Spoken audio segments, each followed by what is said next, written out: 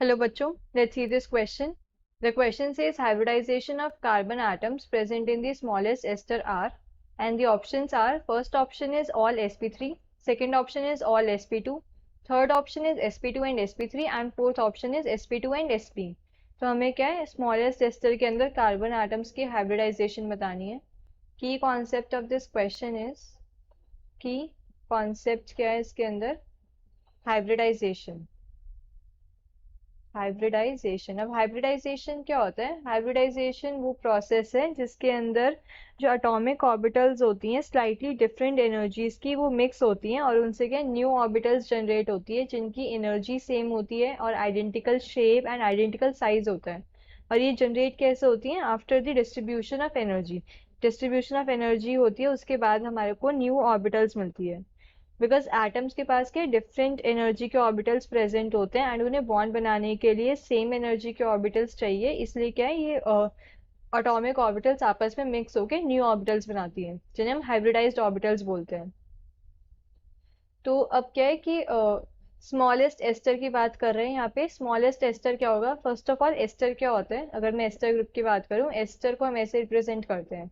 जो एस्टर्स होते हैं R C double bond O O R dash, ये एक एस्टर होता है जिसके और ये एस्टर क्या होता है बेसिकली, जो कार्बोक्सिलिक एसिड होता है, कार्बोक्सिलिक एसिड के हाइड्रोजन को हम रिप्लेस कर देते हैं अल्काइल ग्रुप से, तो हमें क्या एस्टर मिलता है.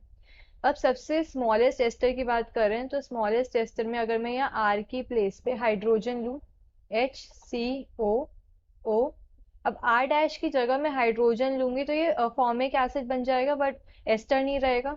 सबसे छोटा अल्काइल ग्रुप लेंगे हम फिर आर डैश की प्लेस पे एंड सबसे छोटा जो अल्काइल ग्रुप होता है वो होता है methyl group having one carbon atom. So यहाँ पे क्या आ जाएगा सी ओ ओ सी एच थ्री. सो ये हमारा स्मॉलेस्ट एस्टर, स्मॉलेस्ट एस्टर जिसको हम बोलते हैं मिथाइल फॉर्मेट या मिथाइल मिथेनोएट. तो अब इसके अंदर हमें क्या बतानी है? हाइब्रिडाइजेशन बतानी है कार्बन एटम्स की. अब हाइब्रिडाइजेशन कैलकुलेट कैसे करते हैं?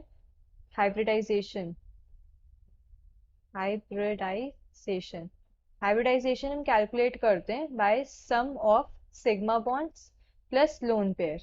अगर सिग्मा बॉन्ड और लोन पेयर का सम 4 है तो हाइब्रिडाइजेशन होगी sp3. एंड अगर sigma bond and loan pair का सम 3 है तो हाइब्रिडाइजेशन होगी sp2. एंड अगर सम 2 है sigma bond and loan pair का तो हाइब्रिडाइजेशन क्या होगी sp. तो ऐसे हम निकालते हैं हाइब्रिडाइजेशन. अब स्ट्रक्चर के अगर स्ट्रक्चर के अंदर देखें तो स्ट्रक्चर गिवन हमें H C double bond O C H three और हमें क्या दोनों कार्बन की हाइब्रिडाइजेशन निकालनी है. सो ये वाला कार्बन 1 ले लिया हमने, ये कार्बन 2. कार्बन 1 की अगर मैं हाइब्रिडाइजेशन निकालूं, कार्बन 1 ने 1 2 एंड 3 सिग्मा बॉन्ड्स बने हैं, एक पाई बॉन्ड बना रखा है. तो कार्बन 1 के पास सिग्मा बॉन्ड कितने हैं? 3. लोन पेयर नहीं है, लोन पेयर 0 होता है तो sigma bond and loan pair का सम क्या आ गया? 3. सो हाइब्रिडाइजेशन क्या हो जाएगी? sp2. एंड अगर मैं कार्बन 2 में देखूं, कार्बन 2 के अंदर कार्बन 2 ने 1 2 3 एंड 4 सिग्मा बॉन्ड बना रखे हैं. तो सिग्मा बॉन्ड कितने हैं? 4 एंड लोन पेयर 0, तो सम क्या हो गया? 4. अब अगर सम 4 है तो हाइब्रिडाइजेशन क्या आ जाएगी? sp3.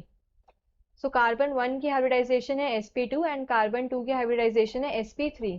सो अगर हम ऑप्शंस में चेक करें, first option is all sp3, ये इनकरेक्ट ऑप्शन है क्योंकि एक कार्बन की हाइब्रिडाइजेशन है sp2. सेकंड ऑप्शन है ऑल sp2, ये भी इनकरेक्ट ऑप्शन है. थर्ड ऑप्शन है sp2 एंड sp3, ये क्या करेक्ट ऑप्शन है, एक कार्बन की sp2 है एंड एक कार्बन की sp3 है. फोर्थ ऑप्शन है sp2 एंड sp, ये भी क्या इनकरेक्ट ऑप्शन है. So we can say the final answer is option 3. Hope you understood this well. Best of luck.